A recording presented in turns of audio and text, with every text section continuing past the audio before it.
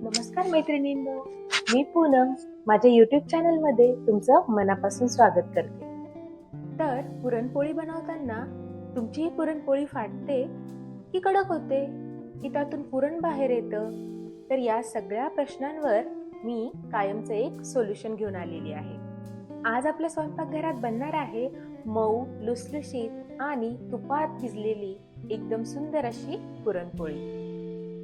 सण असो किंवा खास दिवस, पुरणपोळीची मजा काही औरच असते.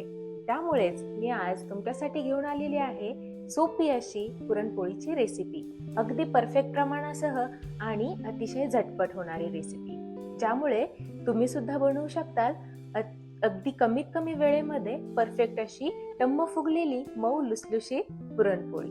चला तर मग वेळ न घालवता सुरुवात करूया आपल्या पुरणपोळीच्या रेसिपीला. मैत्रिणींनो, होळीला जर पुरणपोळी बनवत असाल तर ही सिक्रेट रेसिपी नक्की ट्राय करा.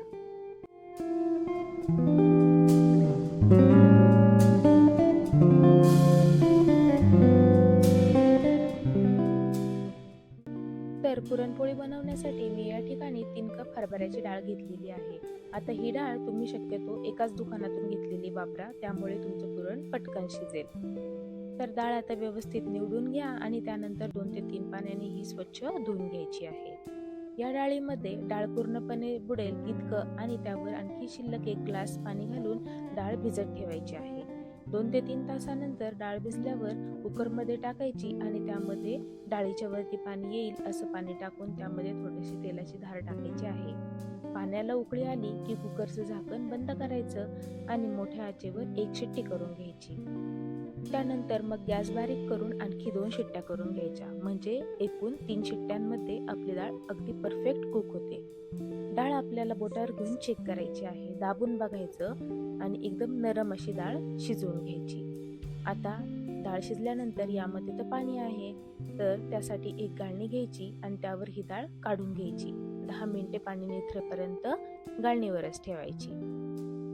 आता डाळ सेपरेट केल्यानंतर जे खाली पाणी उरलंय तर ते आपल्याला कटाची आमटी बनवण्यासाठी वापरायचंय. तर आता काय करायचं, एक मोठं भांडं घेऊन त्यावर एक चाळणी ठेवायची आणि थोडी थोडी डाळ त्या चाळणीत घ्यायची. ग्लास किंवा तांब्याच्या साहाय्याने ही गाळून घ्यायची. अगदी झटपट हे काम होतं, म्हणजे फक्त 5 मिनिटात ही सगळी डाळ मी वाटून घेतली. मी 1 कप बारीक चिरलेला गूळ आणि 1.5 कप साखर घातलेली आहे. तुम्हाला जर फक्त साखर किंवा फक्त गूळ वापरायचा असेल तर तुम्ही आपण जेवढी डाळ घेतलेली आहे तर त्याला थोडंसं कमी गोडाचं प्रमाण ठेवायचं. म्हणजे आपण जर 3 कप डाळ घेतली होती त्यामुळे आपण 2.5 कप साखर किंवा 2.5 कप गूळ वापरायचा. आता यामध्ये जायफळ, वेलची आणि बडीशोप यांची पूड करून ती मी यामध्ये टाकलेली आहे. ही थोडी शेवटी ऍड करायची. यामुळे पुरण पचायला हे हलकं होतं आणि पुरणाची चवही वाढते. आता आपलं पुरण परफेक्ट शिजलं. हे कसं ओळखायचं, तर चला तुम्हाला मी एक याची सोपी पद्धत सांगते. थोडासा पुरणाचा गोळा करून बघायचा, तो हाताला चिकटला नाही पाहिजे, किंवा 1 चमचा घेऊन पुरणात उभा करायचा. तो व्यवस्थित उभा राहिला की समजायचं पुरण परफेक्ट तयार झालंय. आता हे पुरण साईडला झाकून ठेवून द्यायचे. आता आपण कणिक भिजवून घेऊया. त्यासाठी मी येथे गव्हाचं पीठ चाळून घेतलेलं आहे. त्यानंतर त्यामध्ये चवीपुरतं मीठ टाकायचं आणि एका वाटीमध्ये अगदी थोडीशी हळद घेऊन त्यामध्ये पाणी घालायचं आणि हे पाणी पिठामध्ये मिक्स करून त्याने ही कणिक मळून घ्यायची. तर हळदीमुळे पिठाला छान कलर येतो. आता थोडं साधं पाणी टाकून या पिठाचा छान गोळा होईपर्यंत पीठ मळून घ्यायचंय. कणिक खूप घट्ट पण नाही भिजवायची. आता एका मोठ्या भांड्यामध्ये पाणी घेऊन आपण भिजवलेली कणिक त्यामध्ये ठेवायची. कणिक पूर्ण पाण्यामध्ये बुडायला हवी. आता हे भांडं 1 तास झाकून ठेवायचं, म्हणजे 1 तासानंतर कणिक पाण्यातून काढून घ्यायची आणि एका पसरट भांड्याला किंवा ताटाला तेल लावून त्यामध्ये मळून घ्यायची.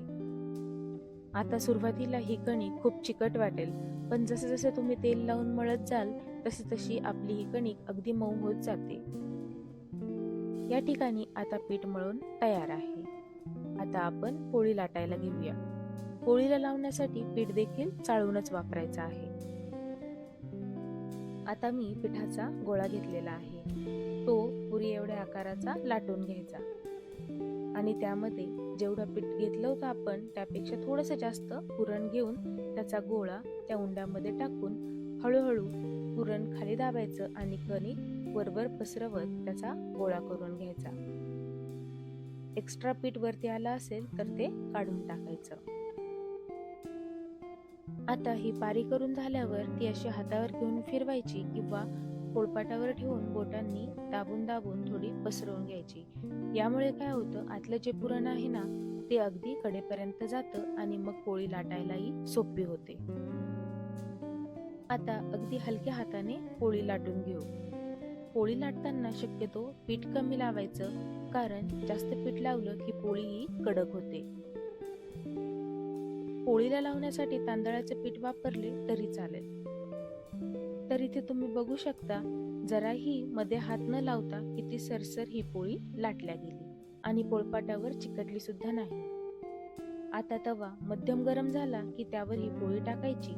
पोळीला थोडे फोड आल्यासारखे वाटले की ती अलगद पलटवायची आणि त्यावर मस्त तूप सोडायचं आणि हे बघा किती छान टम्म फुगली आहे आपली पोळी. तुम्हाला हवी तशी तुम्ही ती भाजू शकता. कोणाला खरपूस आवडते तर कोणाला कमी भाजलेली आवडते. तर इथे मस्त खरपूस पोळी तयार झालेली आहे, मस्त गुबगुबीतही झालेली आहे. आता ही काढून घेऊ आणि बाकीच्या पोळ्या पण अशाच करून घेऊ. तर या ठिकाणी आपली मऊ लुसलुशीत पुरणपोळी रेडी आहे. कुठेच फाटत नाही आणि पुरण अगदी शेवटपर्यंत आहे. अगदी पहिल्यांदा जरी बनवत असाल तरी तुम्ही चुकणार नाही याची खात्री. त्यामुळे ही सोपी रेसिपी तुम्ही नक्की ट्राय करा आणि तुमचा अनुभव कमेंटमध्ये सांगा. रेसिपी आवडल्यास लाईक, शेअर आणि चॅनल सबस्क्राईब नक्की करा. पुन्हा भेटू एका अशाच नवीन व्हिडिओ सोबत. तोपर्यंत हॅपी होली.